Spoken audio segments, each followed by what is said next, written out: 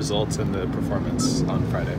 I think the performance, it's similar. I think the second half wasn't as bad as I felt live. I thought we were. I think I took responsibility. I felt like I took too long to make the adjustments to take care of Utah and what they were doing tactically. So yeah, I thought the second half wasn't as bad as I thought, but still at the same time we know you're going to be in phases. Utah were very good. Utah were on the front foot. Utah were in control, and we had to ride out that wave, which strangely we did, and then obviously stole a goal out of nothing. Reflection of the game, first half, I thought we had a lot of great control.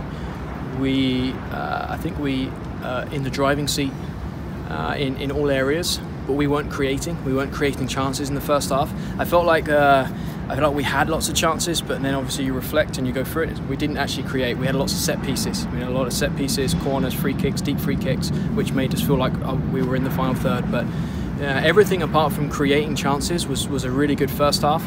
And second half, I think we changed around minute 60. We changed and adjusted. Utah did a much better job in the second half. You know, for the first half, our first bit of pressure was so good that Utah couldn't get to their overload or get to their spare player. And in the first half, when they did get there, we had the freshness and the ability to rotate round. And the amount of times Lindsay had tracked people breaking out of midfield and dealing with their diamond, it was there. So we were keeping it under wraps until the last 3-4 minutes in the first half. Second half, it was clear very early that they had improved and we had done the opposite. We made some adjustments with our front two to try and help us defend when Utah were big and expansive, but they took control, so we had to change shape, and wish I did it a bit earlier. So result, I think fair. Disappointing that we grab a goal out of nothing and we can't see it out. Disappointing. It's obviously happened a couple of times this year, and gives us something to keep working on. But proud of the group who we saw yesterday. We saw a team dominate the first half, but the home team just hold on, and then the home team took over the second half. This is where we're at right now. Every single team has so much quality that you're going to go through phases where you're not the dominant team, and we have had that in the second half. Can we see that out? Can we still find a way to create chances and score goals? And then, yeah, we can tidy things up at the back a little bit. Obviously you now have everyone back, at least for now, and hopefully probably more fully fit or more ready to go than Utah.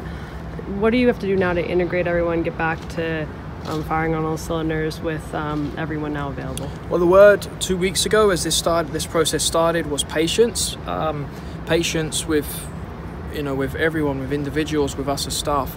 Things aren't going to... We got to a point where things were very automatic, and it takes a while to get there. During the World Cup period, we were playing a certain style when everyone knew their roles, and things are now changing, so everyone has to be patient.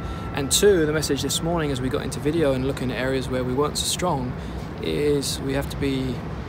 It's hard, but we have to be unemotional and not be personal about growing and improving. Because we haven't got time. In pre-season, you can take steps in improving and getting things right. We're in the mix of it.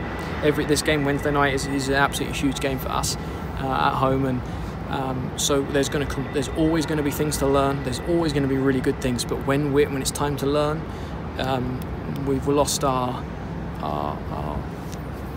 period where we can learn slowly and we can sugarcoat things and we can be nice and friendly. Everyone here in this group is trusted. Everyone here is for a reason, and including me, because I think I made more mistakes than anyone else over the last few weeks. Of course, there's so many things that we're trying to get right. We all identify where we can improve, and we get better. We don't waste time. So patience and trust in each other, that we're here to make each other better and grow, and things isn't personal. We've got to keep moving forward. We've seen this team play obviously different formations, different lineups, different strategies. I know you're not going to give away your game plan per se, but do you have a sense of what is the best option, or how you want this team to play with everyone available? Well, I think if I look back at Utah, it was clear that first half, the way that we went, the way we decided to attack the game was the best way. We controlled the half up until the 40th minute. And the second half, it was instantly visible that something else was needed. And so in that specific game, yeah, I think it was really clear. Looking ahead, the challenge is we play this game, and then we have a quick break and we lose players for Sky Blue. So and we knew this was coming, to make massive adjustments to what we will be in the end of the season. We've been a certain team, change shape, we're just constantly changing, we're never having any rhythm. So I don't think major changes ahead of Wednesday. I don't think we won't be changing much. Then we have the Sky Blue game where we're missing some players, which we've been used to. And then everyone is back and all in for the rest of the season. So I think that's where we can look to adjust and look like what we did at the beginning of the season. In terms of injuries, Anna was still out. Dagny was at her own wedding? Or? Yeah, her own wedding. Yeah. So snuck off and got married.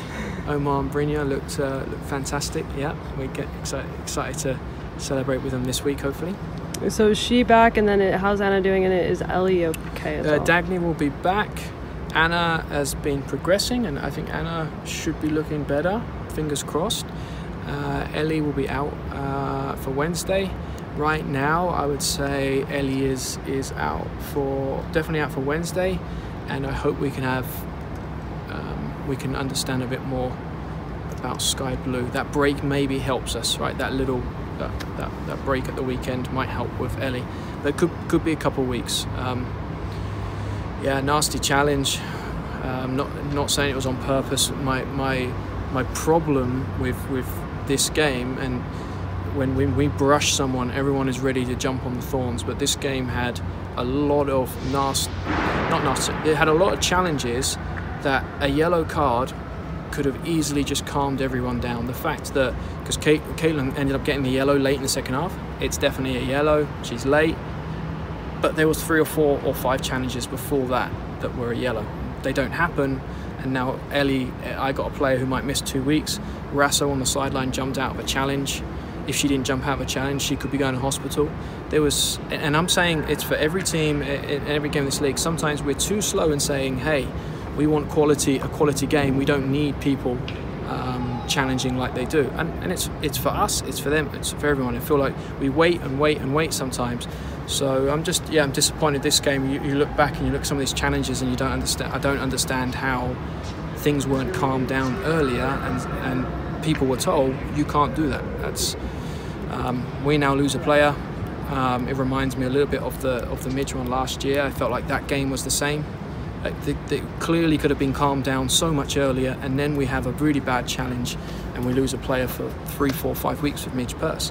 It felt the same. It could have just happened earlier and we could have all played a nice, quality, safer game. And yeah, I know we are very often on the aggressive side in our intensity and our pressure, but